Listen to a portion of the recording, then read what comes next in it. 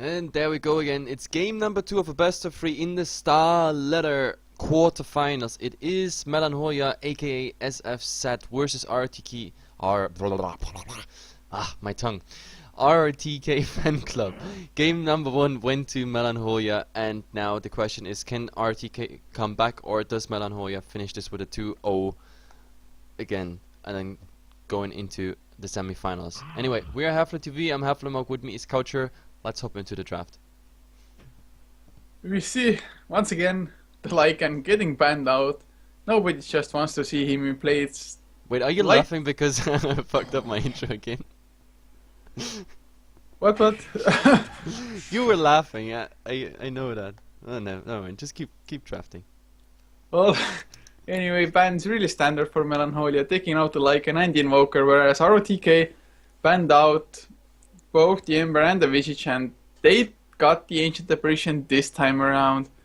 I mean, it didn't play a great part in the victory for Melancholia in the first game, but it definitely helped anyway. It wasn't like crucial because ROTK just got crushed on every lane almost. Yep. Like you can condense this down to pretty much Disruptor OD making the game. Like the rest was just collateral damage, and of course played some sort of role, but the OD just did the work. 2 double damage runes into team fights. The Disruptor with the static field 3 times on the bat, like got the SK as well, got the Storm as well.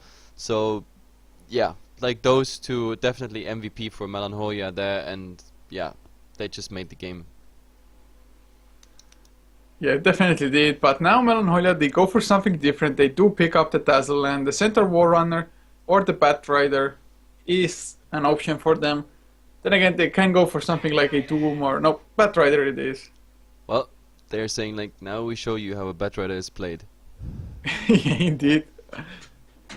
Well, the last game Batrider, I mean, wasn't successful at all, not in the slightest. No, it was not even funny to watch that. He just didn't find anything. There was just, in the entire game, there was just one single lasso that actually hit. Well, ROTK though, they pick up a Shadow Shaman, and that hero is just so strong with all the lockdown, the nuke, as well as the pushing with the Serpent Wards. And it does have synergy with the Ancient Apparition. If you shackle somebody up, the Cold Feet are pretty much short to proc, so definitely a good combination there.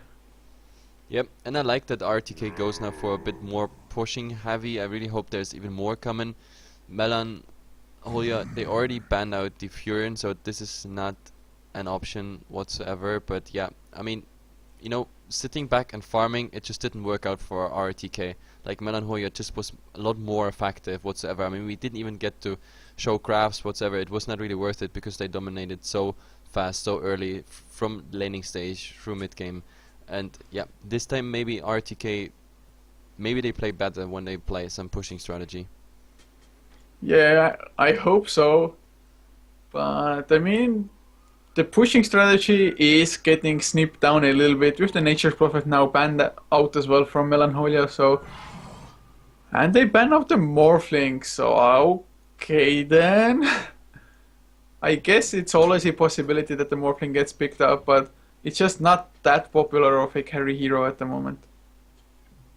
Yep, definitely. I'm just looking through the mails here, Twitch messages. Jesus Christ, so many bots to spam today.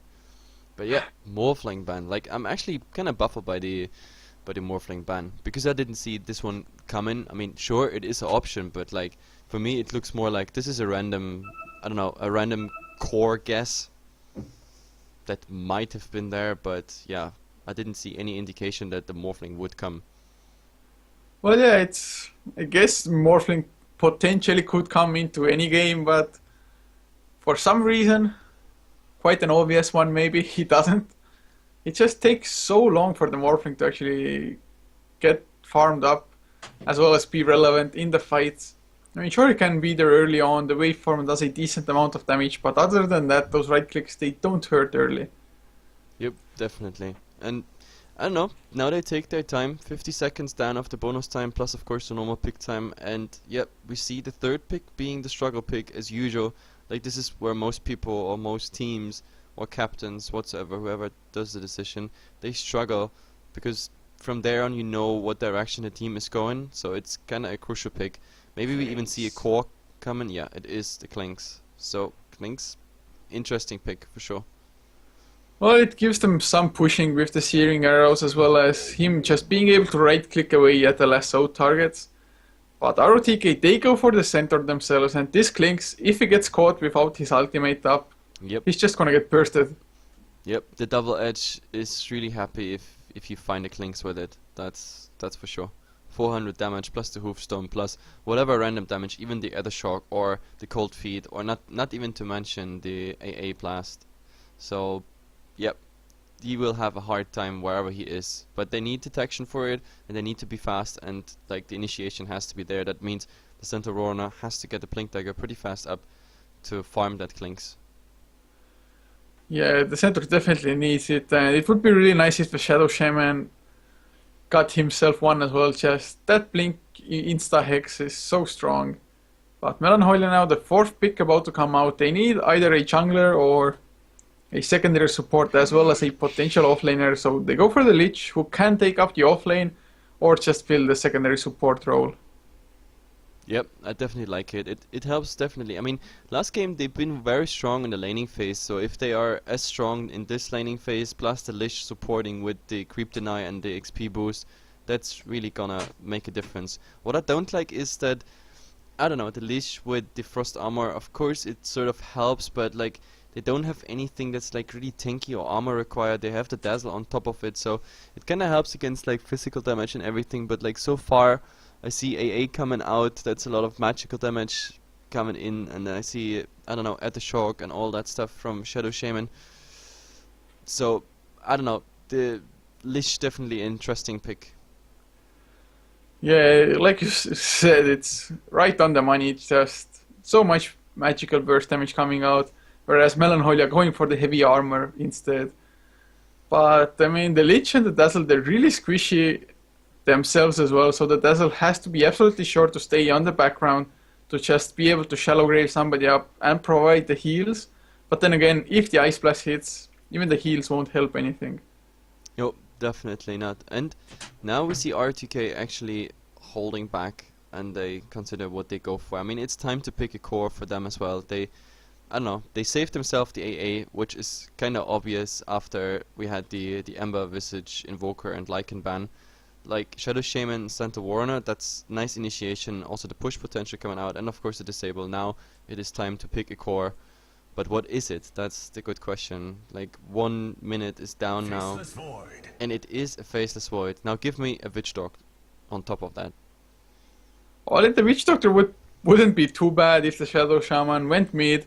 That would ensure a faster Blink Dagger for the Shaman, as well as of course just loads of pushing potential with the early levels for the Mass Serpent wards. Yeah. So actually it wouldn't be too bad. No, I really like it. Like it's because it's Faceless Void into Ice Blast, into potential wards being stumped next to the Chronosphere whatsoever. Afterwards the Centaur Warner can actually open or finish up a target. Then you have the Ether Shock going into the target, and if you get now a fifth pick that is also ranged magical damage, that is definitely nice. Not to mention that of course the Faceless Void is amazing against the Clinks, because Clinks getting caught out in the Chronosphere is pretty much a dead Clinks. So the only thing they have to really fear is the Batrider initiation on the Faceless Void. Him dying before anything else happens, that would be a huge problem. Like Orchid up on him, Lasso on him, and the Void is pretty much down in no time, and this is what they have to fear. But if they don't get this combination on Void, then yeah, the Chronosphere is definitely gonna be a nuisance. Well, I really like the ban from Melancholia, banning out the Death Prophet, because the Death Prophet gives them, well, yeah, Brewmaster, so I'm not too sure about that pickup. I guess he's really tanky. Mischance. It's all about the mischance. Drunken Haze on the Void. That is something you can influence from outside the Chrono. It sort of helps, plus you have like the additional stun and slow on the Brewmaster ultimate. It's also very early online, so I definitely like it. But they go for a Troll Warlord, which is actually quite nice because the ultimate used when he has the Chrono up gives him additional attack speed, plus the the troll can anytime he wants to switch into ranged, so damage something that's inside the chrono. I definitely like that RTK setup there. I definitely do. Yeah, that troll last pick is actually pretty decent because Void, he has the built-in bash with the time lock, and with that battle trance attack speed, oh god, it's gonna be so sick. Heroes are just gonna melt to the faceless Void. But then again, the Void needs to get the early start, get the early levels going, and well, actually I don't see Melancholia going for an aggressive tri lane to contest this. I mean, they could, but meh. Anyway, let's go for a fast introduction. Like, we have Riksu on... what these names? Riksu on the Void. We have Dog on the Ancient Apparition. Troll is played by FLN, heading towards the safe lane already. Like, weapon with a ward is Moose on the Shadow Shaman, and Dale on the Center Warrunner is heading towards the offline. And for Melancholia on the dire side, Ultra Headshot Paraban playing on the Clinks with Manan on the Brewmaster and Ninja Tech playing the Dazzle. Whereas on the bottom lane so far, Kotick on the Lich with the Batrider being played by Khan Noonien Singh. Yeah. By the way, you know Khan Noonien Singh? Star Trek? Nope, got no clue, man. Okay. I haven't looked at any Star Trek pretty much. Oh god, I hate you. Yeah, because I haven't looked at Star Trek, man. Yeah, no, seriously, like... That's an easy reason to hate, man. You're such a hateful person. Oh yeah, yeah. Like, how can you not know Star Trek? Oh. I know Star Trek, I just haven't watched it. Well, that's even worse. Anyway, like I know Captain Kirk, okay? That's all I need to know. There's one aggressive ward coming out by the dire side here, giving vision into the mid whatsoever. Invisibility rune just spawned here, but it got denied. Like, two other wards, we see also a very offensive ward by MEL coming out, like to block the camps and give vision into the jungle, and the two Radiant wards are here, giving vision into what it looks like a dual lane at the moment, and the other one is just a normal ward, giving vision into rotation space for the mid, and of course vision on the bottom rune. So, creep waves met, let's hop into the game. Yeah, this dual lane on the bottom is actually really good because it ensures that the faceless Void doesn't get all the last hits. Even if he has a completely perfect creep score, there's still gonna be a creep denied every 40 seconds or so. So the Void, just by the nature of the Lich, won't have that many last hits, and of course the Batrider will be able to soak up some XP as well. What do you say about like the tri-lane structure on Radiant side versus the dual lanes? Looks decent to me, to be honest. Decent to which side? Well, no, I think like MEL is going for the right thing here, because this way, like, none of them get actually driven out of the lane. Like, Batrider actually gets quite some decent farm up, plus he gets the XP bonus from the denies coming out by Lich, of course. And also like the Clinks being protected, because the Clinks versus a Centaur Warner would have been harassed out of the lane pretty fast. This way, I don't know, the tri-lane is not too successful, even gets now more harass damage than the other way around. They're going on AA, I mean, Dog 2 stacks now, 3 stacks of Sticky Napalm, Firefly up as well. The right clicks are coming in and they should get the first blood, or actually will they? The last right click, and yes, Khan Noonien Singh with the first blood. That's and as you were talking about it, yeah. That's exactly what I mean. A tri-lane dying to the dual lane, that's something that should not happen, because the Center Warrunner is driven out at the same time, and now, I don't know, the only thing they really get out of this is the Void farming, but like, he's 7, 8 and 2 now, but soon the Lich is gonna hurt. Like, with level 4, he's gonna have that 2 points into the blast, and that's definitely gonna start hurting. Yeah, this start is absolutely unacceptable for the tri-lane that they had. It's just something that should never ever happen now. Lich also has the boost of speed, so it's really hard to actually pin him down as well, because he has 365 movement speed now, whereas the Shadow Shaman sitting on 285. So he won't ever get in range for a Hex or a Shackles. Yep. So, I don't know, the Scent being desperate now, like the Void will soon not get any farm up anymore. Yeah, it's going really nice for them at the moment, Mel. They've achieved exactly what they wanted and even a little bit extra, but oh, there's the Shackles actually onto the Lich. There's the Time Walk as well. The Firefly does come out by the Batrider, so maybe he will get the counter kill or two as Shadow Shaman drops super low. The Chilling Touch actually comes out and Batrider might fall down, but not before he gets the kill, and now can't make up his mind where to Firefly, actually just buying some time for maybe to get the kill on Dog. One more right click Dog, that's all he needs. The Firefly wears off as well, and I think Batrider... Them jukes! Them Oh jukes! god. Look I at can't it. believe he's actually alive still. What the hell? He just ate his way through the entire jungle and somehow actually survives. And the AA is still like looking for it, like, where did he go? Where did he go? Outplayed. Yeah, like definitely. Them jukes coming out here by Batrider. Nice play coming out. Yeah, really nice. I really thought that he was making a mistake of not trying to just go to the edge of the map and fly away. But worked out in the end. And well, as far as lanes go now, Klinks has the last hit advantage at the moment, definitely over the Faceless Void, which only makes sense with the sacrifice of the Lich. Yep. I mean, Troll is doing decent in mid, but then again, the Brewmaster also got like the rune dominance pretty much. He got absolute rune control, which is kind of bad, of course. Now the double damage, for example, if he hits level 6, double damage might lead to a kill on the Troll. Yeah, if the Troll comes up to like the staircase of the dire side, if Brewmaster just puts down a Thunderclap and starts right clicking with the double damage, that could be an easy first blood, not first blood, but an easy kill. And Dog dropping really low on the bottom lane, but Lich now has to be careful in return as the Batrider actually got initiated upon. And even though they initiate Rotk, they don't find the kill, they almost give away one once again on the Ancient Apparition.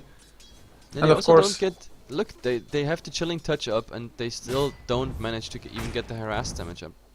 Well, they could go now, the Time Ward comes out a little bit too late, so Lich did get just slightly too far away. The Shadow Shaman, I think he maybe should have skilled Hex as well. He went for 2 points in Nether Shock and then into Shackles. But with the Hex, they would have an easier initiation. Yep.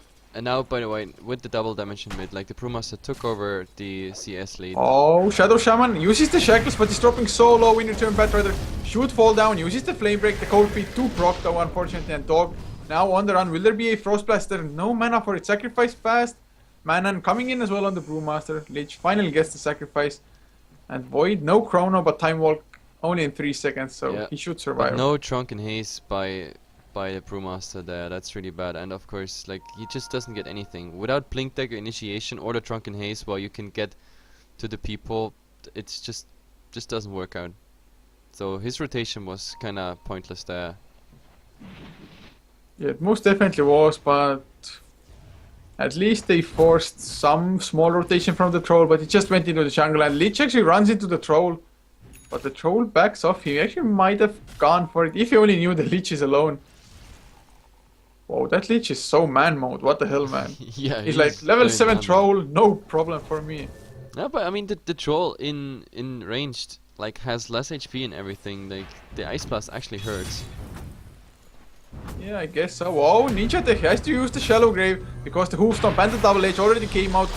He's there from Dazzle, and those right clicks from Ultra Headshot. Yep, They just does too get- greedy. Like the Dazzle did the perfect bait. Like Shallow Grave up, then just running away after being slowed by the poison, and then Klinks just comes in there and says like, thanks, this is a fast Midas for me. Yeah, he actually went for a 7 Midas. minutes. I mean, Yep. it's not the fastest, but then again, he went for Boots of Speed before as well. And now easy 2 jungle creeps eaten with the Midas and his ultimate.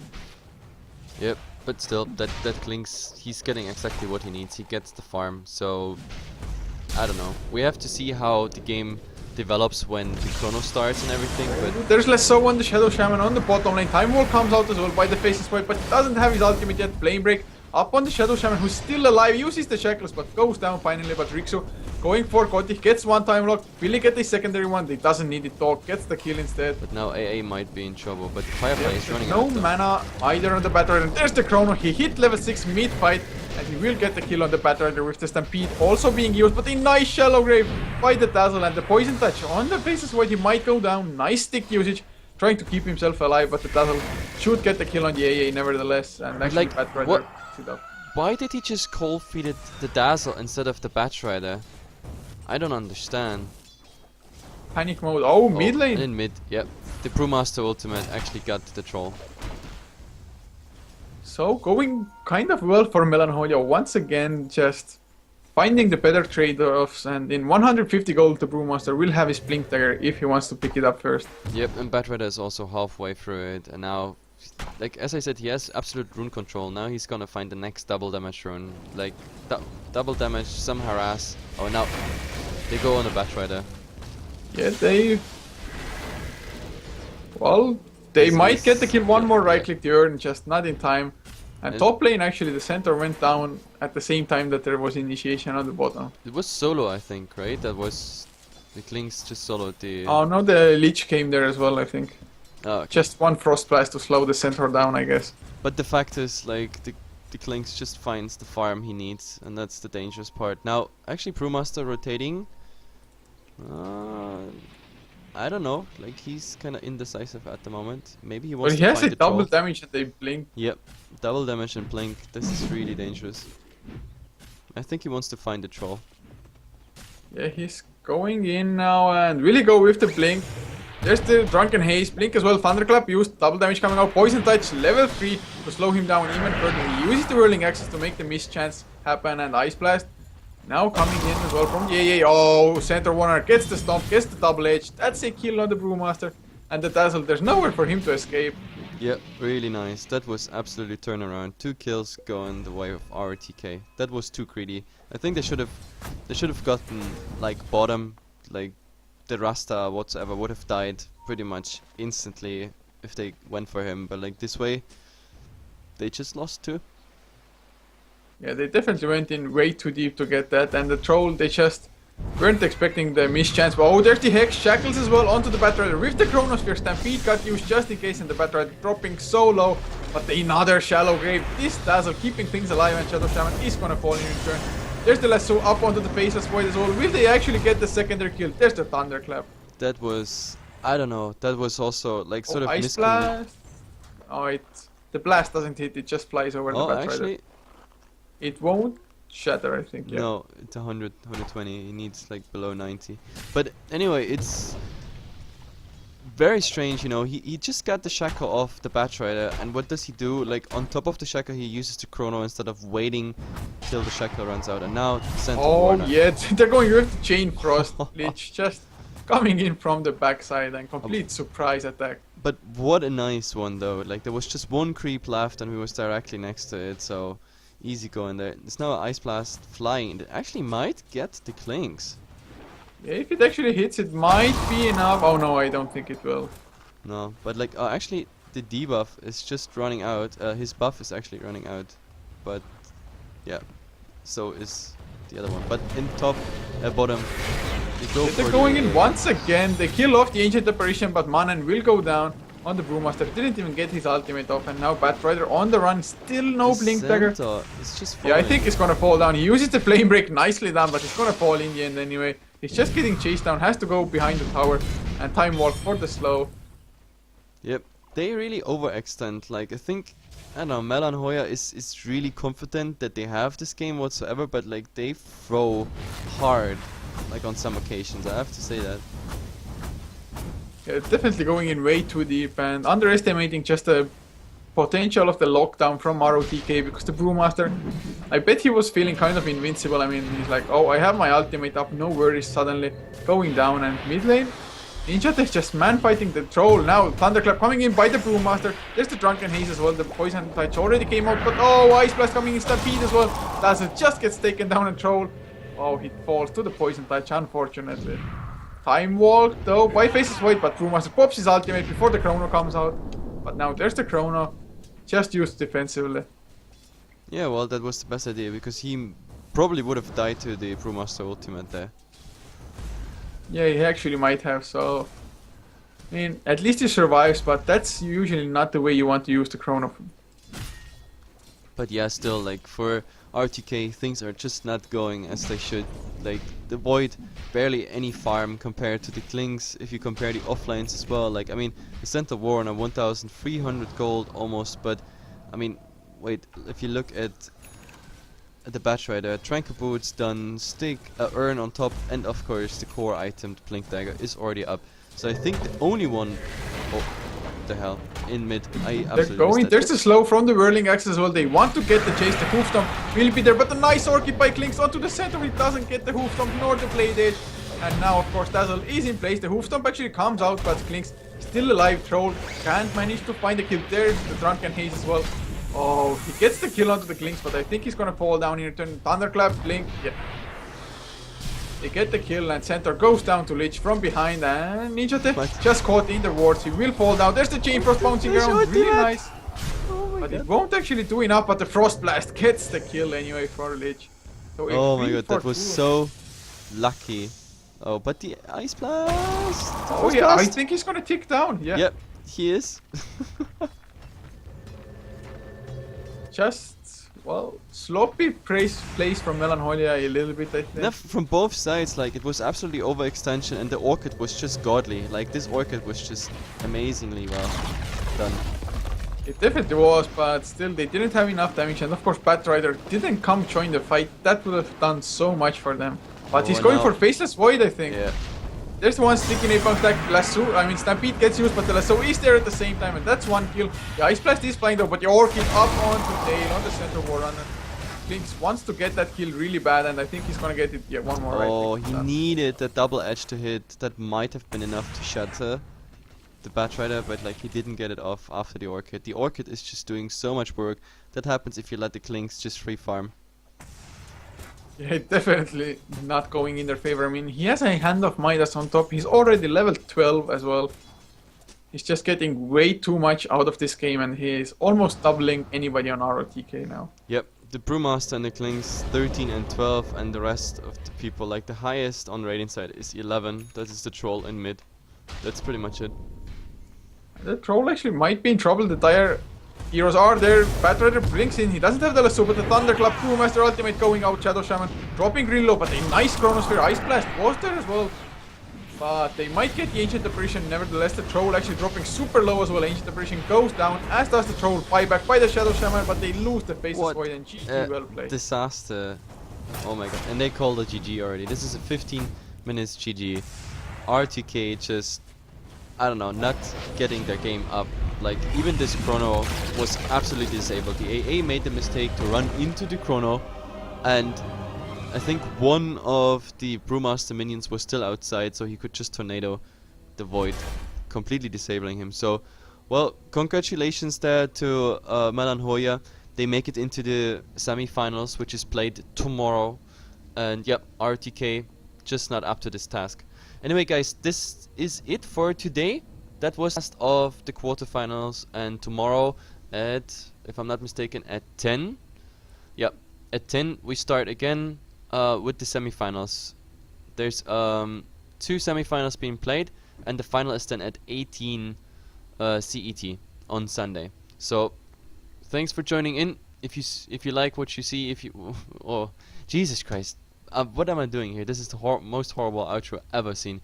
If you like what you see or hear, then just follow us on Twitch. With me was Coucher. It was an honor to cast with you, and see ya tomorrow at 10.